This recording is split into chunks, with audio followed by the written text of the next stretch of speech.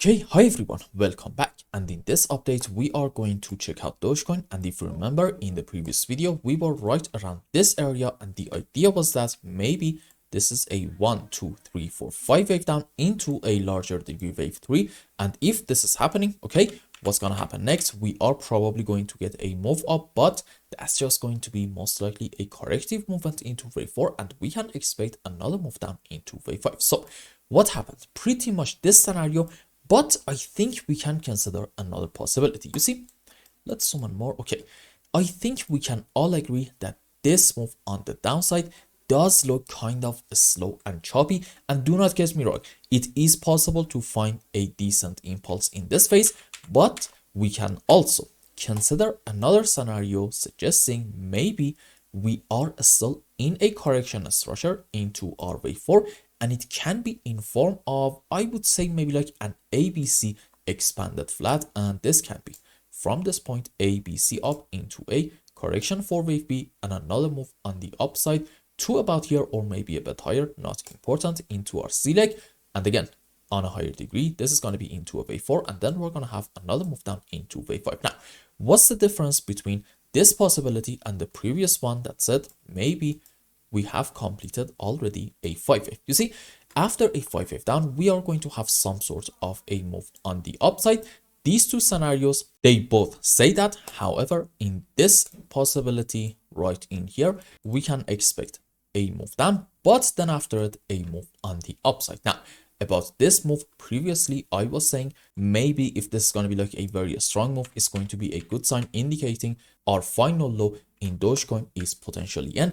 However, now I'm going to take kind of a cautious stand on the next move. Why is that? You see, let's zoom out more. Okay, so in this impulse on the downside in Dogecoin, unfortunately, we took all the lows in here, which the lowest low is about, let's say, 16.3 cents. Why is this so important?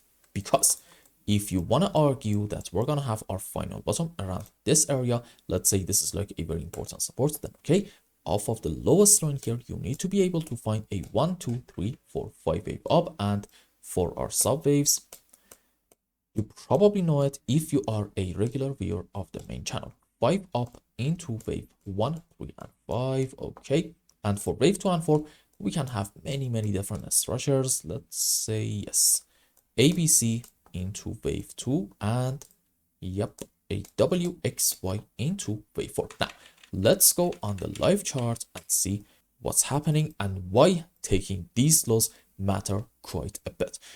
Let's be optimistic and say this is some sort of a 5 wave up in Dogecoin. Also, I think we can safely assume that this is another impulse on the upside, and I can actually find easily, I would say, a 1, 2, 3, 4, 5 in here, so no problem there.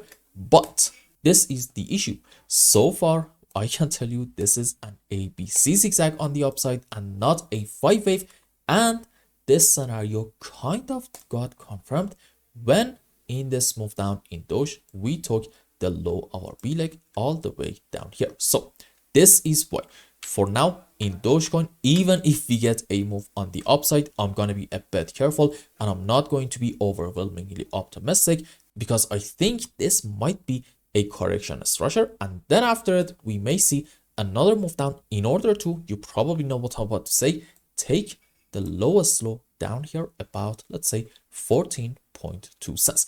And for now, I am going to consider this bearish scenario as my primary case. And as long as I'm not proven otherwise, I am going to stick with it. And I hope I explained everything well and you understood what is going on in Dogecoin. And until the next update, I hope you have a wonderful time. Goodbye.